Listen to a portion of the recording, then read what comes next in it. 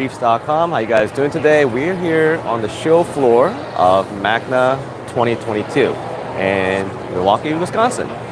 And I'm here in the ORA's booth, and I wanted to show you guys some of the technological advancements that they have made in the world of captive breeding. Let me flip this camera around and show you guys what I see. Let's walk towards our friend right here. Hey Adam, how are you doing today? Hey Richard, doing well. Good, good. First of all, how are you guys liking the show so far? It's great. Great catching up with everybody and getting to show off our new livestock. Right. So it's been a few months since last time I saw you guys at your facility in Florida. Yeah. Tell me a little bit something new, tell me something that you guys been doing up. You know what? Let me rephrase it. I'm sorry. You see, this is a live video. Everything is unscripted. So tell me what you guys been up to since last time I saw you a few months ago. We've been working on some new species. We're really trying to get more of the damselfish going.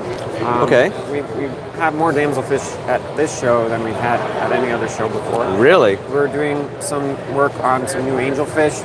We've got the lemon peel angelfish production. Right. Pretty good spot right now. Yeah.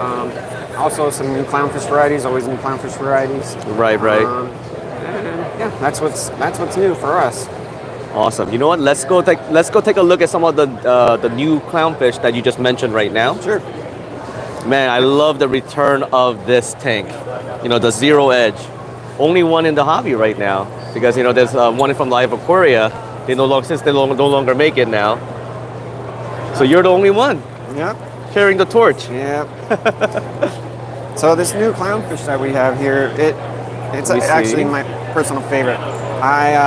When I started at ORA, we would find accidental hybrids in some of the grow-out tanks. And my favorite at the time was a blood orange, which is an accidental. It was an accidental hybrid between maroon and an ocellaris. Actually, I have a tattoo of that fish on my arm.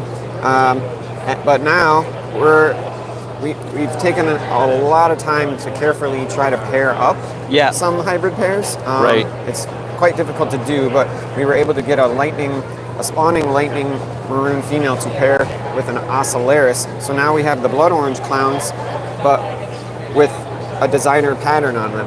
Now at first glance, they might look almost like a snowflake. Right? But that pattern is generated from the lightning gene. Is that right? Yes. And we have other examples of this fish back at the farm where the pattern is more broken up, like traditional lightning pattern. So do you think as they mature, you'll start to see that lightning pattern? The pattern will start to break up more. But really, what makes these fish so great is just their color. They're a unique color. They're different than an ocellaris. They're different than a maroon. It's kind of just a bright red with black highlights from the ocellaris on the edge. Now, the other thing that's really nice about them too is their disposition isn't quite as rough and tumble as a maroon. I don't think. And so you're saying the temperament is as bad as the maroon? Right. They're more like an ocellaris. That's awesome. And also, they are extremely forgiving to any type of disease or water conditions. The hybrid vigor is very strong with the species, so that is so cool. It's a nice. So you said that these are rare, right? So these are. We only have 2 batches of these so far. And this is the first batch. We only raised about 20 in that first batch. Wow. The second batch, there are about 100 juveniles. And again, interestingly, you would think that most of the fish would be wild type, just regular barred in the clutches. Most of them actually have pattern.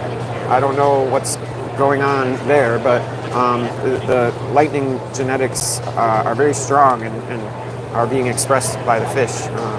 Most of the fish have the pattern. So you said earlier that having a regular maroon type of fish and the ocellaris, those are mating them together is extremely rare, right? Yeah, it took us about 10 attempts to get a lightning to pair with an ocellaris. Really? Yeah. And they don't want to get along. It's as if they speak a different language. Wow. That's insane. And I absolutely love everything that you've done here. These are everything that's, like raised by you guys. Yeah, you can see some of the lemon peel angels in there. I see that. The new Dacillus that we raised, those Yeah. are the golden domino damsels. They're not. It doesn't really look like a regular domino because if you look at it, like I see different hints of colors on it. Yeah, it's a different fish. These have a lot more yellow in their fins. Right.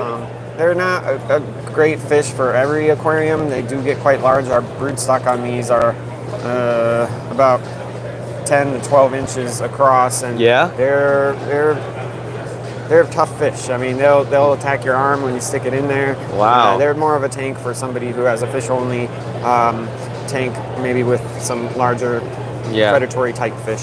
Gotcha. I have one person that's asking right now that's watching the video, how do you guys feed the fish during the show when it's overflowing? We feed them very minimally because with as much preparation as we do, it's hard to have the biofilter established, so we don't want to cause any imbalance in the nitrogenous waste. So we feed them very minimally, and if we do feed them, we feed them a fast sinking pellet, and we'll put it in the middle so it'll get dispersed down into the fish before it has a chance to roll over the side. Gotcha. And one thing that I really like about ORA is that they actually breed so many damsels. And did you guys know that damsel is #1 fish sold, like species of fish sold in our hobby? Yeah, so and volume and species, volume and species, yeah, of course. The numbers are staggering, right? And so it just makes sense for those fish to be represented in aquaculture.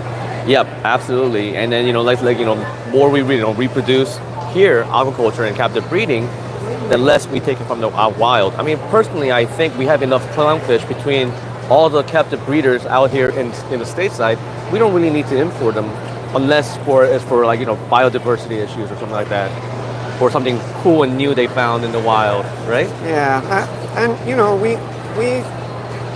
we encourage sustainable fisheries. Right, of course. It's important to have fisheries, and but there's also an importance to the aquaculture, because maybe at some point those fisheries will close, and the only way we'll be able to have them is through aquaculture. So it's important to learn as much as we can and grow as many species as possible. Awesome. Is there anything else that you guys are presenting from this show that you wanted to highlight? Well, let's see here. The azure damsels, they're a great fish. They're probably the best damselfish for a reef tank. We're doing much better on those lately. They're on our availability list pretty frequently. We also, I heard that you guys also do Springer eye damsels, right? Yes, we have. Those are excellent damsels to eat flatworms and everything. They don't get too big and they're not aggressive. Yeah. So they're fairly cheap too, right? We don't have any in production currently. Mm-hmm. They're more difficult to get through the larval process. Oh, okay. Than these other species we have showcased here today. So it's more of a challenge with those. Something that we're going to continue to work on. Gotcha. And then another quick question. So if people want to buy your fish, where do they go? I know that's that a Jordan question. Gotcha. I raised the fish, Jordan. He has he's the contact. Gotcha. He'll help you find the fish, find the retailer in your area, or maybe online that has the fish that you're looking for. Yeah, if I remember correctly from speaking from Jordan, I think you could get any of these ORA fish and corals from saltwateraquarium.com.